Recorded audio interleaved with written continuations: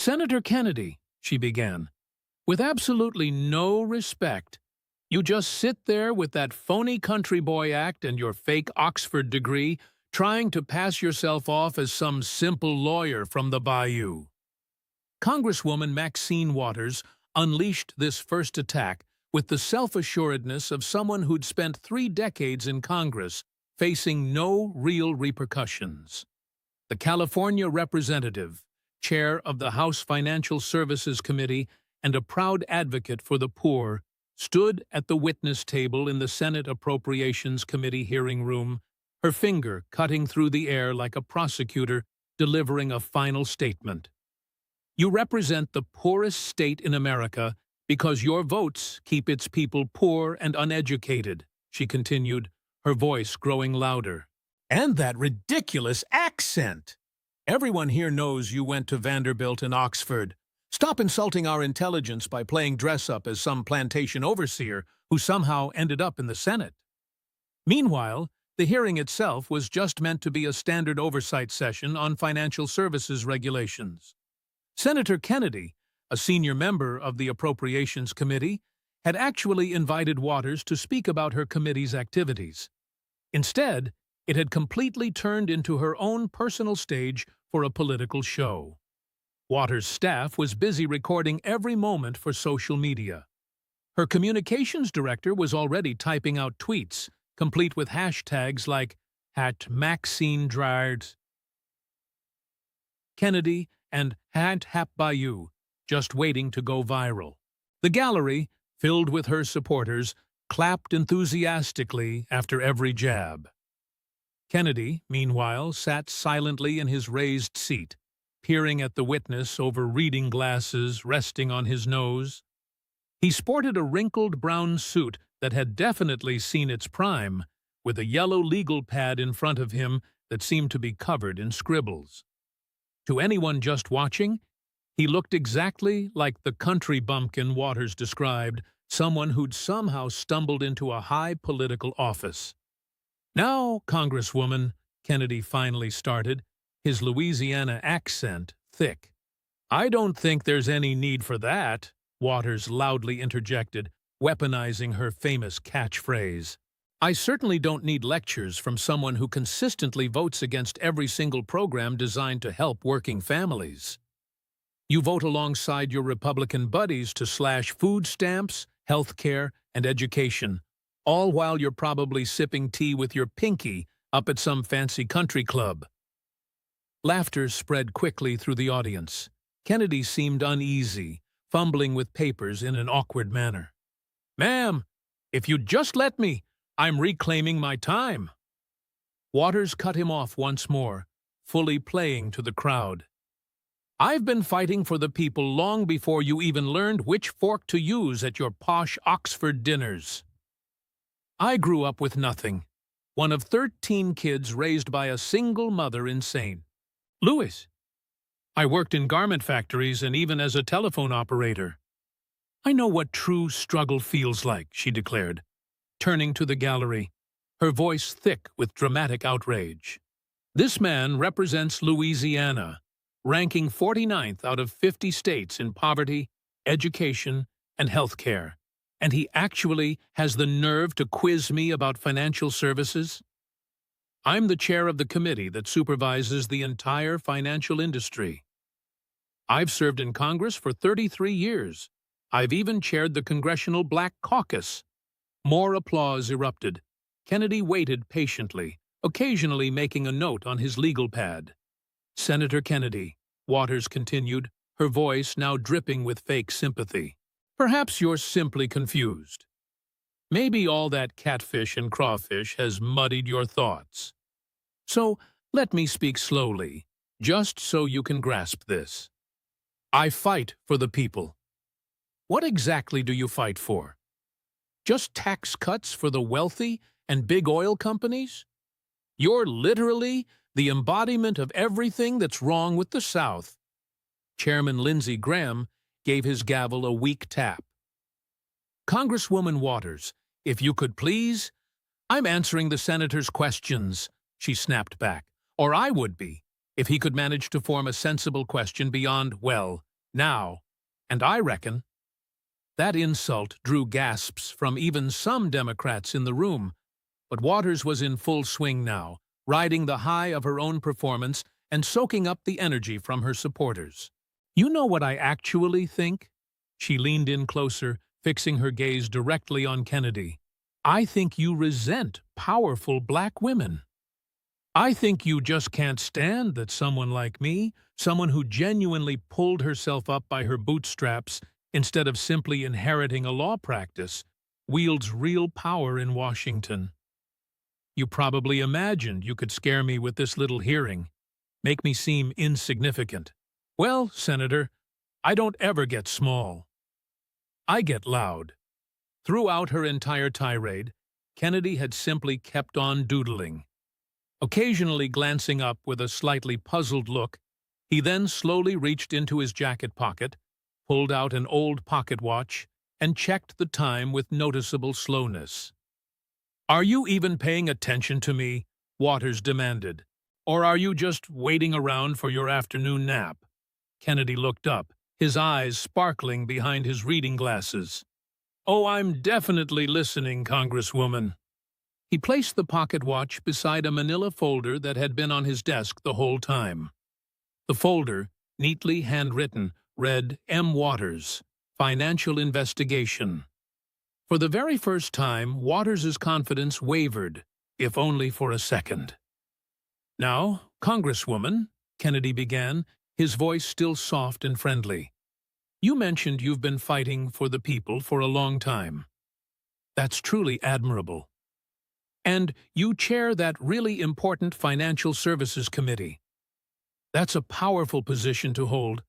That's right, Waters responded, quickly regaining her composure. And I use that power to help working families, unlike... So maybe you could help this simple country lawyer understand something. Kennedy continued, carefully opening the folder with meticulous precision. Inside, there were neatly arranged stacks of bank records, photographs, property documents, and what looked like email transcripts. Because I've been doing a little research of my own. The room suddenly fell silent. The veteran reporters all leaned forward, anticipating. They'd seen Kennedy do this countless times. They knew exactly what was coming next. You mentioned you grew up poor, Kennedy stated, pulling out the first document. And I respect that, truly. I truly do. Hard work and determination. That's the American dream right there, isn't it? He paused, glancing up at her. So maybe you could explain to this confused country boy how someone who fights so hard for the poor, he held up a photograph of a massive mansion, lives in a $4.5 million house in Hancock Park. Waters's face instantly shifted from triumphant to tense. That's none of your... And that's just where we're starting, Congresswoman, Kennedy interjected, his drawl somehow becoming both softer and more menacing. See, you mentioned my fake Oxford degree. Well, let me tell you something about Oxford. They teach you to read very carefully, to follow the money, and to ask simple questions. He tapped the folder purposefully. And I've got a whole lot of simple questions about your finances, your family, your bank dealings, and your friends in Cuba who kill police officers. The gallery erupted in gasps and murmurs. Waters' staff began frantically whispering to her. Her social media coordinator had stopped filming entirely. Kennedy leaned back in his chair, his folksy demeanor still perfectly intact. But I'm getting a little ahead of myself. Let's start with something truly simple. Let's talk about a bank called One United. You remember One United, don't you, Congresswoman? The smile had utterly vanished from Waters's face. In that very instant, the hunter suddenly realized she had become the prey. Kennedy slowly took off his reading glasses and meticulously cleaned them with a handkerchief he'd pulled from his pocket. It was a deliberate gesture, allowing the tension in the room to build even more. When he put them back on his nose, he looked just like a kindly grandfather about to tell a bedtime story. "Now, Congresswoman," he began, his voice filled with gentle confusion, "I'm just a simple lawyer from Louisiana, so maybe you can help me understand this whole banking thing. It's awful complicated for us country folk, you see." Waters had managed to regain some of her composure. "Senator, I've spent decades working on financial services legislation. If you have actual questions instead of—" "Oh, I've got questions," Kennedy mildly interrupted. "Real simple ones, in fact. See, back in 2008, during that financial crisis, we had this TARP program, the Troubled Asset Relief Program, essentially bailout money for banks that were struggling. You remember that, don't you?" "Of course, I remember.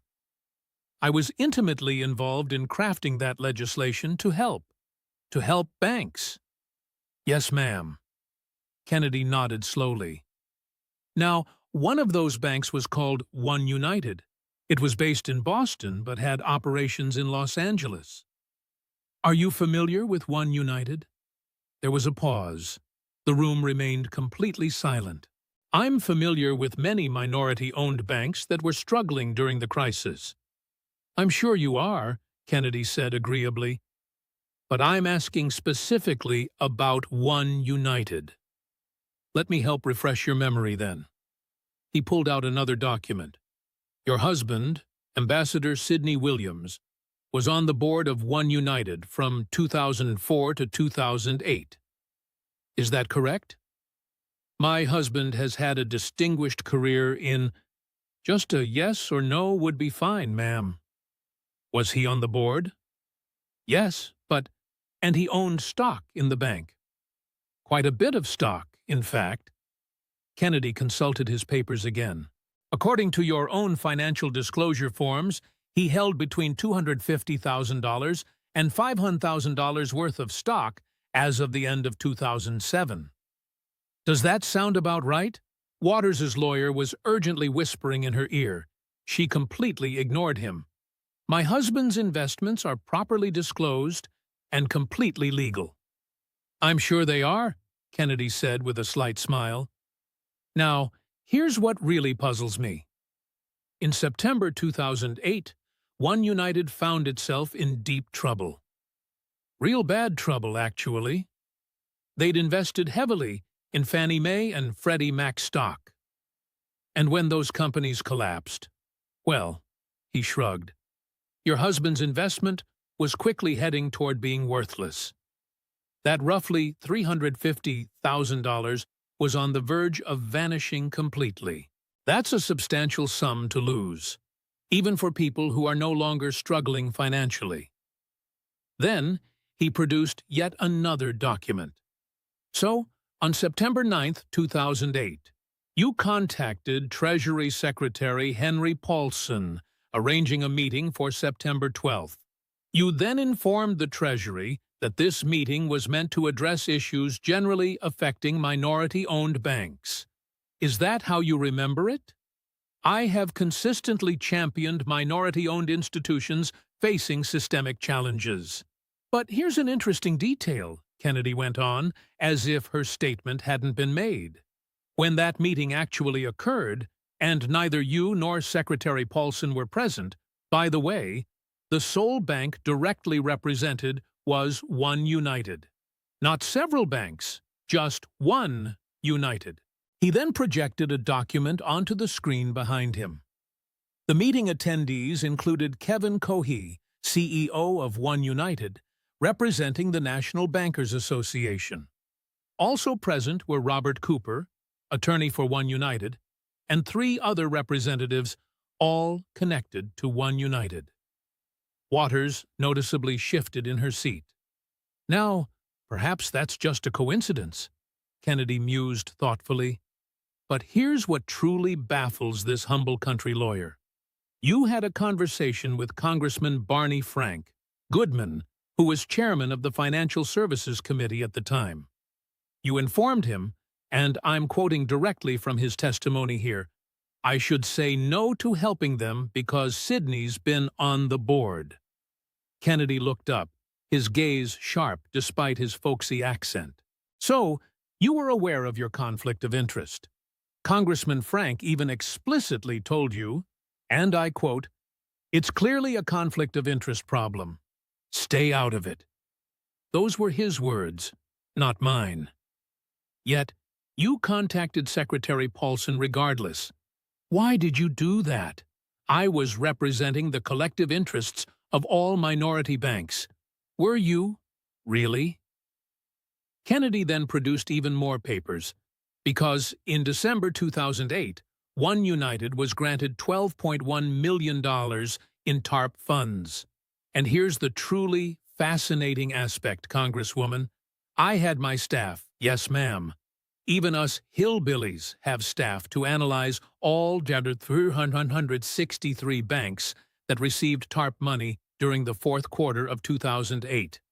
A detailed chart then materialized on the screen behind him. One United, at 1.8%, possessed the worst Tier 1 capital ratio of any bank that received bailout funds. The absolute worst. Federal regulators had rated it as less than satisfactory. Its underwriting standards were deemed ineffective. Furthermore, it engaged in highly speculative investment practices. By every conceivable measure, One United was the least qualified institution to receive taxpayer funds. He then leaned forward intently. In fact, among all 987 banks that received TARP funds between October 2008 and December 2009, not a single one was in a worse financial state than One United at the time of their bailout. Not a single one. Waters attempted to interject, but Kennedy raised a hand to stop her. Now, Secretary Paulson disclosed something rather interesting in his testimony. He claimed he was unaware of your husband's connection to One United when he greenlit that meeting. The Treasury officials present at the meeting were also unaware. That's a rather peculiar detail, isn't it? Kennedy's folksy mannerisms were now fading, revealing a much sterner core underneath. Let's now discuss One United's leadership. Specifically, CEO Kevin Cohey. He drove a company-financed Porsche and lived in a Santa Monica beachfront mansion, also paid for by the company. The bank had utterly squandered $52 million on Fannie and Freddie stock just before their collapse. Yet, somehow, this was the very bank that absolutely had to be saved with taxpayer funds. He then produced a stack of emails. And this is where things get truly intriguing. Your grandson, Michael Moore, who also happens to be your chief of staff, he maintained contact with One United executives continuously throughout September 2008. He even sent them draft TARP legislation, and he assisted them in positioning themselves for the bailout. One email from One United's counsel to your grandson explicitly stated, "Thank you for all your hard work." Kennedy fixed his gaze directly on Waters. Your grandson, your employee, your chief of staff, actively coordinating a bailout for a bank where your husband was both a board member and a stockholder. And you truly expect us to believe you had absolutely no knowledge of this? He acted without my direct knowledge, ma'am, with all due respect. That is simply not credible. You are one of the most astute, most politically savvy individuals in Congress. You don't attain the chairmanship of the Financial Services Committee by being oblivious to your own chief of staff's actions, especially when that chief of staff is your very own grandson. He then brandished another document. The House Ethics Committee formally charged you with 3 violations back in 2010. Specifically, 3 counts of utilizing your office for personal gain, infringing upon the spirit of House rules, and ultimately bringing discredit to the House. But here's the truly intriguing aspect of it all. The case, however, was repeatedly delayed, and then delayed even more. By now, Kennedy's voice had completely shed all its folksy charm. Your colleague, Congresswoman Zoe Lufgren helped stall the investigation, even firing 2 attorneys who were building the case. Then, finally, in 2012, you were cleared after a lawyer decided you simply believed you were helping all minority banks, not just your husband's. He spread his hands. Forget that only one United was even at the meeting. Forget the emails. Forget that your grandson coordinated everything. Forget that Barney Frank warned you it was a clear conflict of interest. You just thought wrong, so apparently everything's fine. Kennedy then pulled out one more document, a bank failure report. One United barely survived, even with that $12 million. It ended up getting shut down anyway. American taxpayers lost every single penny. But your husband, he got to sell his stock right before it became worthless. Quite a nice outcome for the Waters family, wouldn't you say? He looked at Waters, who was now gripping the table, visibly tense. You know, in Louisiana, we have an expression, "Don't piss on my boots and tell me it's raining." You used your power in Congress to arrange a bailout for your husband's failing bank. You did it, even though you were warned it was a clear conflict of interest.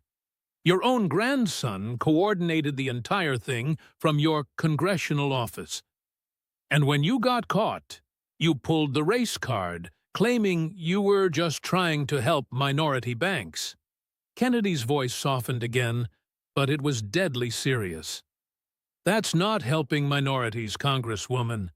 That's actually helping yourself.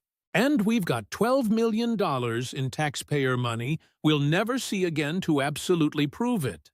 Waters tried to respond, but her voice came out weak and shaky. The Ethics Committee cleared me, she said. Yes, ma'am, they certainly did. After you and your allies delayed and obstructed for 2 whole years, your grandson got a letter of reproval, basically a slap on the wrist, and you walked away clean. Going on to chair the very committee meant to oversee banks. Kennedy gathered his papers. But we're just getting started, Congresswoman, because One United wasn't a one-time thing, was it? No, it was a pattern. A pattern of your family getting rich off your political position, all while you lecture everyone else about helping the poor. He opened the second section of his folder. So, let's talk about your daughter Karen and this $1 million campaign scheme. Shall we? Kennedy took a sip of water, his movements deliberate and unhurried. The reporters in the gallery were typing furiously. Waters' supporters had completely gone quiet. Her social media team had stopped posting anything. Now, Congresswoman, Kennedy began, his folksy manner returning, you've got a daughter named Karen Waters. Lovely name. I'm sure you're quite proud of her. Waters said nothing. Karen runs a company called Progressive Connections. Does that name ring a bell? My daughter's business is her own. Oh, I'm sure it is, Kennedy said pleasantly. What a real entrepreneurial spirit. She started that company way back in 2003. So, what exactly does Progressive Connections do? When Waters didn't answer, Kennedy simply consulted his notes. According to your campaign finance reports, Progressive Connections provides slate mailer management services. That's a fancy way of saying they print flyers with your endorsements and then mail them out. A pretty simple business, wouldn't you agree? My question is, why does it cost so much? He pulled up Federal Election Commission filings on the screen. In 2016, your campaign paid Progressive Connections $250,000. In 2018, $240,000. In 2020, $212,000. And in 2022, $190,000. He looked up. That's over $1.2 million paid to your daughter's company from your campaign funds, dating all the way back to 2003. Now, campaign finance experts have reviewed these payments and found them completely legal. Legal? Yes, ma'am. Yes, I'm not disputing that at all. What I am questioning, however, is whether it's ethical. Kennedy pulled out even more documents. See, I had my staff research what similar services cost from companies not run by the candidate's daughter. Turns out, slate mailer services typically cost around $50,000 to $100,000 per election cycle, depending on the volume. He then did the math on screen. You're paying 2 to 3 times the market rate, with all that extra money going straight to your daughter.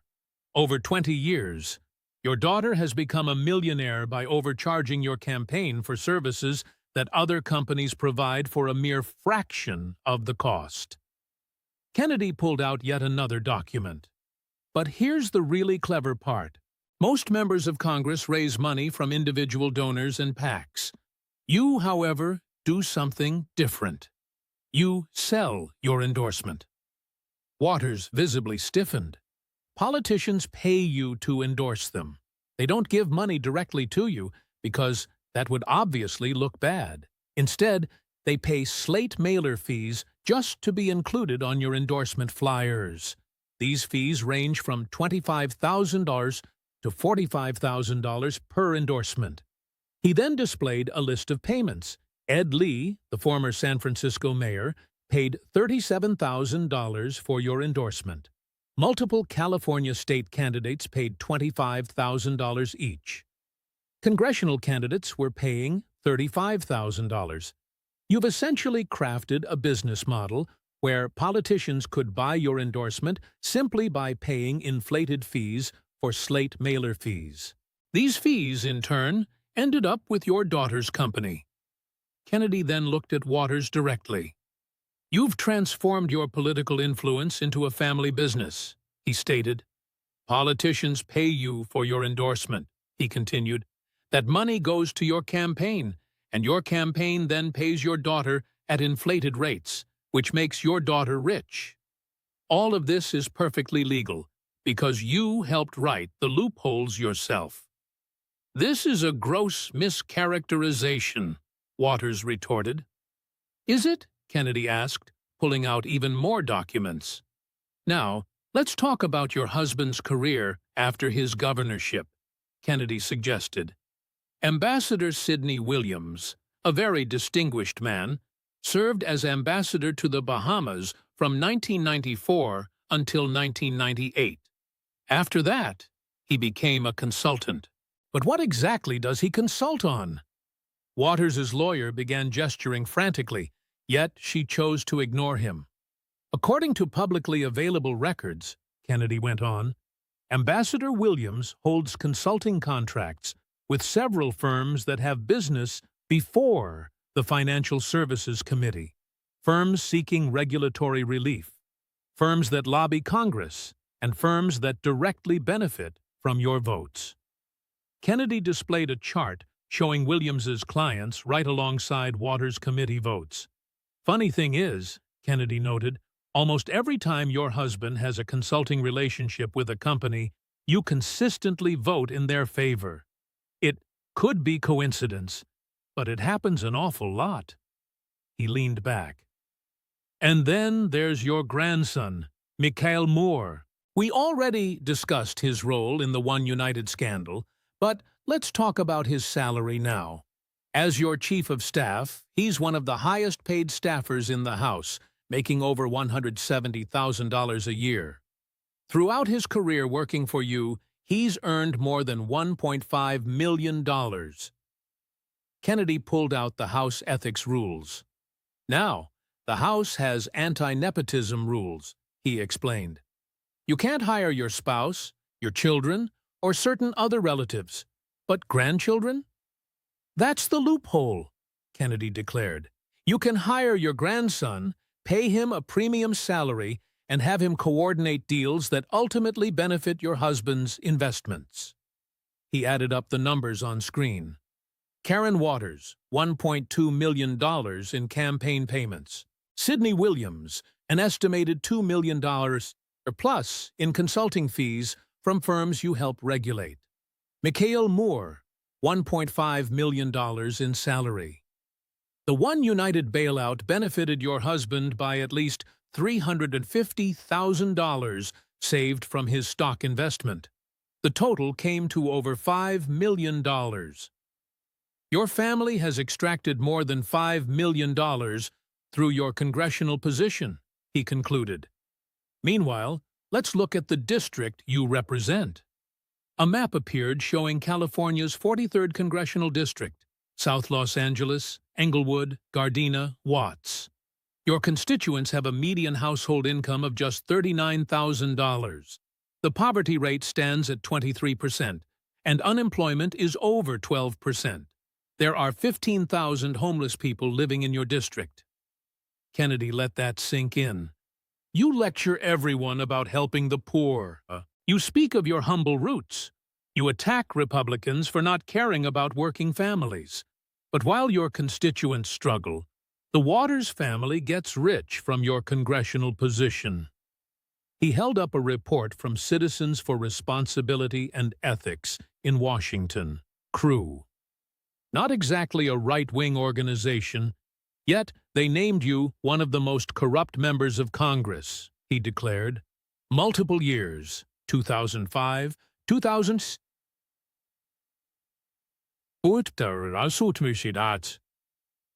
and 2011.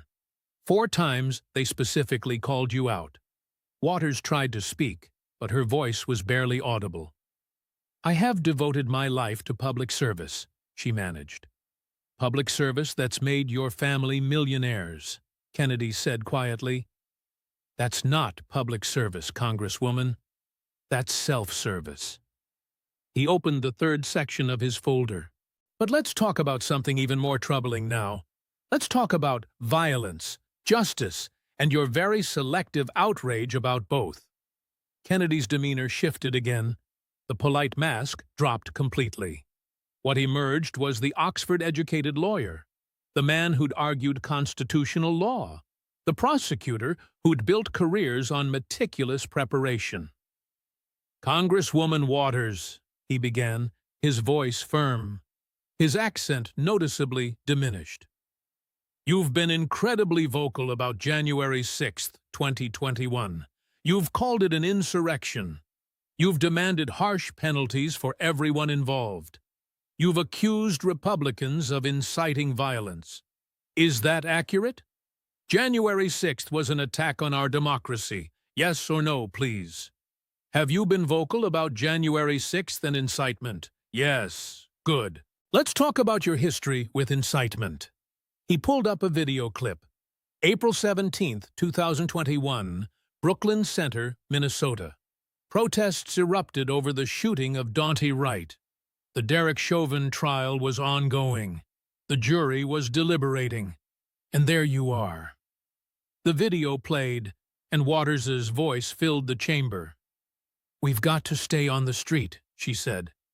We've got to get more confrontational. We've got to make sure they know we mean business. Kennedy paused the video. This was during jury deliberations in a murder trial. You went to a city deep in crisis and actually told protesters to become more confrontational. And when someone asked what should happen if the verdict didn't go your way, you declared, "We cannot go away." He then brought up another document. Judge Peter Cahill, the one who presided over the Chauvin trial, had something important to say about your public statements. I'll read it to you word for word. I truly wish elected officials would stop commenting on this case, especially in ways that disrespect the rule of law. Frankly, a congresswoman's opinion doesn't carry much weight in this context. But the real issue is that some of these comments could provide grounds for an appeal, potentially leading to this entire trial being overturned. Kennedy stared directly at Waters. The judge himself stated that your comments were appalling and almost resulted in a mistrial. You actually tried to intimidate a jury. You incited confrontation while buildings were literally on fire and police officers were getting hurt. Yet, when protesters you don't agree with do something even remotely similar, You insist they be locked up for decades. He then brought up more video footage. This was from June 2018. Here are your comments about Trump administration officials. Let's listen to them. And here's Waters' voice once more. If you spot anyone from that cabinet in a restaurant, a department store, or even a gas station, you should go out, gather a crowd, and push back against them. Create a crowd and push back, Kennedy echoed. You openly called for the mob harassment of government officials. And what was the outcome? He then displayed various news headlines. Sarah Sanders was kicked out of a restaurant. Homeland Security Secretary Kirstjen Nielsen was harassed while trying to eat dinner. Senator Ted Cruz and his wife were forced to leave a restaurant. Senate Majority Leader Mitch McConnell found himself confronted by an angry mob. Kennedy's tone had now turned cold. You actively encouraged all of this. You turned restaurant crowds into weapons against those you disagreed with politically. And when it actually worked, you doubled down on your stance. You even said, and I quote, "Harassment works." He then fully turned to face Waters. So, let me try to understand this clearly. When you urge people to get confrontational, form crowds, and push back, that's considered righteous protest. But when people you disagree with enter the Capitol, suddenly that's an insurrection. When you try to influence a jury during deliberations, you call that advocacy. Yet, when others voice their opinions about trials, you label it as witness intimidation. Waters started to open her mouth, but Kennedy wasn't even close to being finished. Let's go back even further in time, to 1992, the Los Angeles riots, which erupted after the Rodney King verdict. 63 people lost their lives. Over 2,300 were injured, and there was $1 billion in damage. And what exactly did you say then? He produced old news clips from 1992. You actually defended the looters. You claimed they had a valid reason to be angry. You led no justice, no peace chance.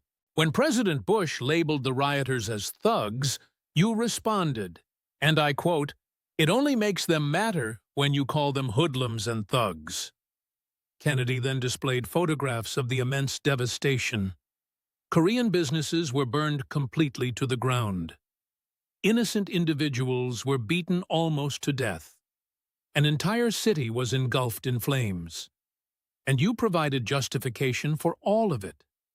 You never once offered an apology. Not once did you state that the violence was unacceptable, without any caveats. He then created a side-by-side comparison right there on the screen. On one side, it listed Waters' actions, calling for confrontation during jury deliberations, encouraging public harassment of officials, defending rioters responsible for 63 deaths and $1 billion in damage, leading no justice, no peace rallies during active riots, and famously stating, "Harassment works." On the other side, it showed January 6th defendants held in solitary confinement for months, prosecuted simply for parading and branded as insurrectionists. They are now facing decades in prison. Waters voted to approve Yannick's committee. Do you truly see the problem here, Congresswoman? People who did far, far less than what you publicly encouraged are rotting in jail right now. People who never physically harmed anyone, never set anything on fire, and never caused $1 billion in damage. They are currently being treated as domestic terrorists. Kennedy's voice intensified just a bit. Meanwhile, you comfortably sit on your committee. You continue to enrich your family. You lecture everyone about democracy and justice, yet you've faced absolutely no consequences for decades of encouraging the exact behavior you now condemn so fiercely. Waters finally managed to find her voice. "I have always, always fought for justice," she insisted. You fought for selective justice, Gator, Kennedy corrected her. Justice only for people who happen to agree with you, and harsh punishment for everyone else. That isn't justice at all. That, Congresswoman, is tyranny. He then opened the fourth folder. And speaking of selective justice, let's delve into your relationships with cop killers and communist dictators. Kennedy's expression had now become very grave. This was no longer just about money or blatant hypocrisy. No, this was about something much, much deeper. Congresswoman Waters, allow me to ask you a very simple question. Do you genuinely believe in the rule of law? Waters straightened up in her seat. Of course I do, she replied. Do you believe that individuals who murder police officers should be brought to justice? What kind of question is that? She protested. It's a straightforward question. Just yes or no. Should cop killers face justice within a fair system? Yes, she conceded, but there are no buts here. Just yes or no. Yes. Kennedy then pulled out a photograph. This is New Jersey State Trooper Vera Forrester, 34 years old, married, a father of young children. On May 2, 1973, he and his partner pulled over a vehicle right there on the New Jersey Turnpike. Inside that car were 3 members of the Black Liberation Army. A shootout then occurred. He pulled out crime scene photos, showing them just briefly. Trooper Forrester was shot execution-style at point-blank range, while he lay wounded on the ground. One of those shooters was Joanne Chesimard, also known as Assata Shakur. She was captured, tried, and then convicted of first-degree murder in '77. Sentenced to life in prison, Kennedy paused for a moment. Then, in 1979, members of the BLA broke her right out of prison. She fled to Cuba, where Fidel Castro gave her asylum. She's been living there ever since.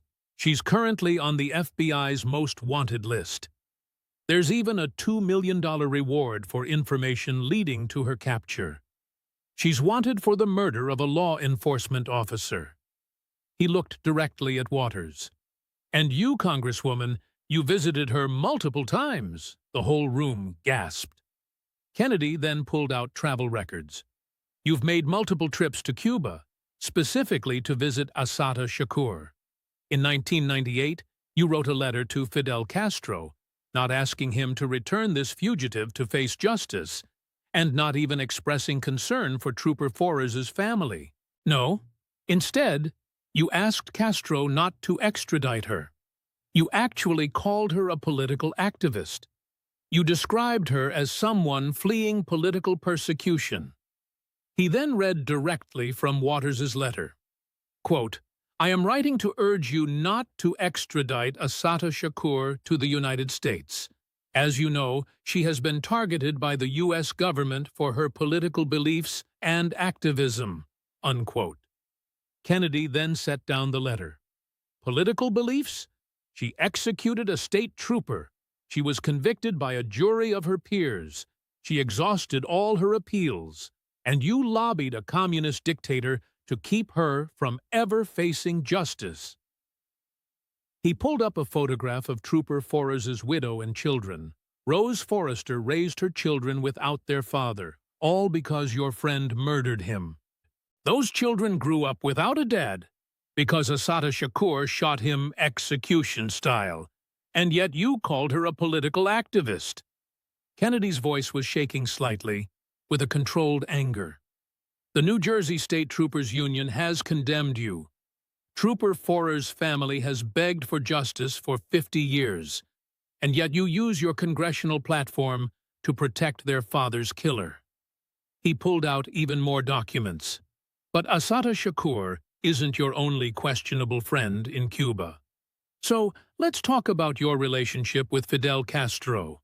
He displayed that 1998 letter again. You praised Castro's policy proposals. You thanked him for helping people fleeing political persecution. You called for an end to the U.S. embargo. You criticized American efforts to overthrow his regime. Kennedy then listed Castro's long list of crimes. Fidel Castro executed thousands of political prisoners. He jailed dissidents for decades. He destroyed Cuba's economy. He ran a police state where simply speaking out could get you disappeared. Gay people were persecuted. Journalists were imprisoned. Religious believers were oppressed. He held up photos of Castro meeting with Waters. While Cubans risked their lives on rafts to escape his regime, you, Congresswoman, were smiling and shaking hands with him. While Cuban dissident rotted in prison, you were praising his policies. While families mourned their executed loved ones, you were lobbying to end the embargo that might have pressured him to reform. Kennedy pulled out yet another document. And let's not forget your claim that the CIA sold crack cocaine right in black neighborhoods. You made this accusation in 1996. You demanded investigations, and you held hearings. The investigations found absolutely no evidence. Zero. Nothing. But did you apologize for smearing the CIA? Did you acknowledge you were wrong? No. You doubled down instead. You just kept making the accusation. You fundraised off that accusation. You built your reputation partly on an evidence-free conspiracy theory. He shook his head. So, let me understand your moral framework, Congresswoman. A cop killer living in luxury in Cuba? She's a political activist who deserves protection. Communist dictators who murder their own people. They're worth praising and defending. The CIA? They're drug dealers, even though there's no evidence. But people who entered the Capitol on January 6th? They're terrorists who should never see daylight again. Kennedy pulled out his reading glasses and put them back on, his folksy manner returning like a weapon. You know what really gets me? You use your famous phrase, reclaiming my time. You say it to cut people off, to assert your authority, to control the narrative. But Trooper Vera Forrester had his time stolen. All of it. Every second he should have had with his children, his grandchildren. He never got to meet the retirement he never got to enjoy. His voice dropped to almost a whisper, but still, everyone heard it. You can't give Trooper Forrester his time back. Assata Shakur stole all of his time, and you're helping her keep it by shielding her from justice. Waters tried to answer, her voice cracking. Assata was denied a fair trial. You claim she was framed, but she was convicted by a jury.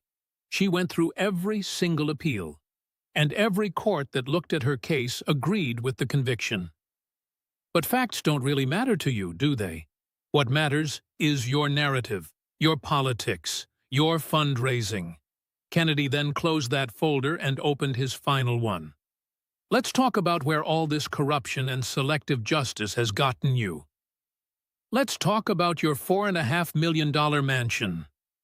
For the first time in the hearing, Kennedy stood up. He was taller than he looked sitting down, and his posture was much straighter than his folksy demeanor suggested. He was no longer pretending to be confused. Congresswoman Waters, you've accused me of being out of touch with working people. You've talked about your humble roots, your rise from poverty.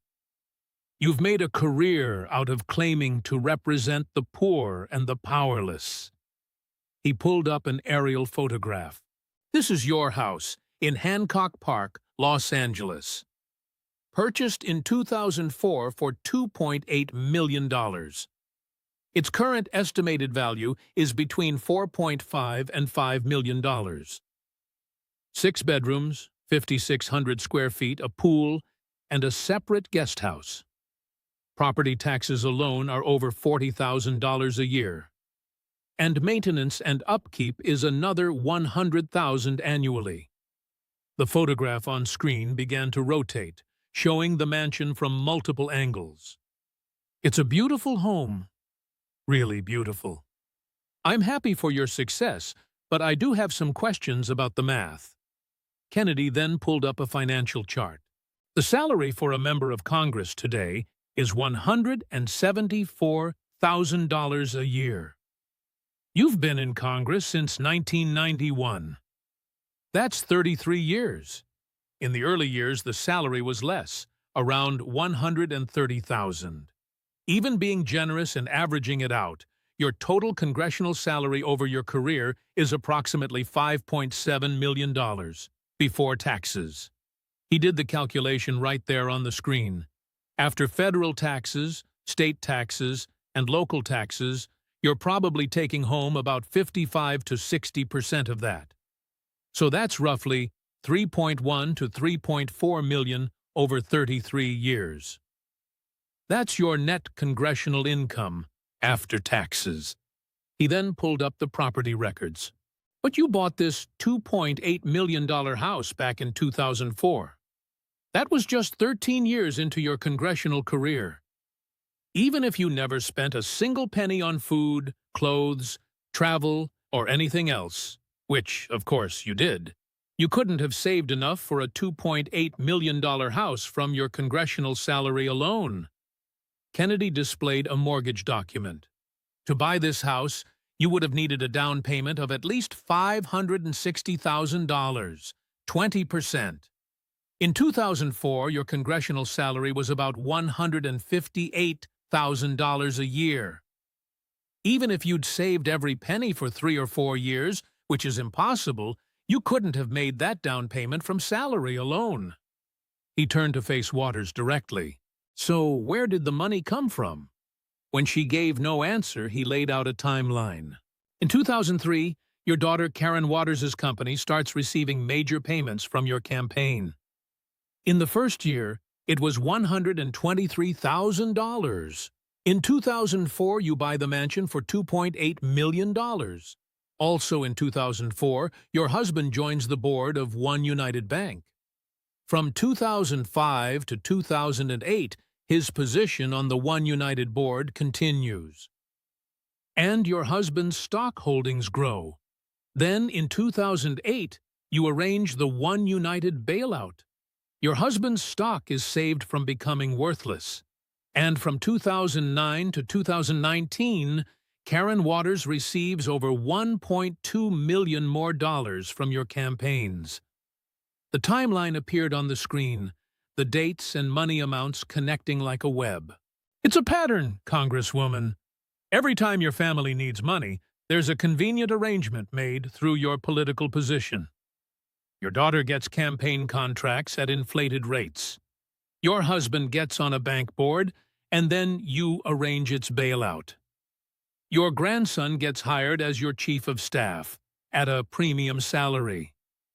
Kennedy pulled up another image, this one a split screen.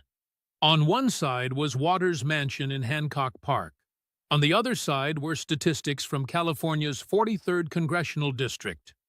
Your district, Congresswoman, the one you claim to represent, median household income, $39,000, poverty rate, 23%. Unemployment is 12%. There are over 15,000 homeless people, and some of the worst public schools in California. The contrast was stark and damning. But here's the really interesting part, Kennedy said, zooming in on the map. Your mansion isn't even in your district. It's in Hancock Park, 15 miles away, one of the wealthiest neighborhoods in Los Angeles. He let that fact sink in. You don't live with the people you represent. You don't live in their neighborhoods, send your kids to their schools, or shop in their stores. You live in a mansion in a rich neighborhood, far away from the poverty you claim to fight. Then, Kennedy pulled out one more document. Citizens for Responsibility and Ethics in Washington didn't just name you one of the most corrupt members of Congress once. They did it 4 times. In 2005, 2006, 2009, and again in 2011. All of Sidney Williams's consulting clients received subpoenas. Karen Waters's progressive connections had their bank accounts frozen while an investigation was underway. But perhaps the most dramatic consequences came directly from her own district.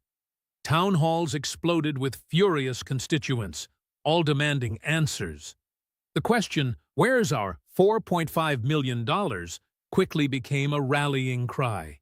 Community leaders, many of whom had backed Waters for decades, demanded her resignation. A recall petition quickly collected 40,000 signatures in just 10 days. Her approval rating within her own district plummeted from 71% to a mere 34% in only 1 month. 3 new challengers announced they would run primary campaigns, and one managed to raise $2 million in their very first week.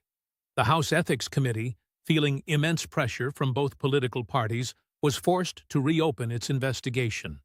The 2-year delay that had previously protected her simply wouldn't work this time. The evidence was now out in the open, and the pressure had become far too intense. Nancy Pelosi, who had staunchly defended Waters for years, issued a very carefully worded statement.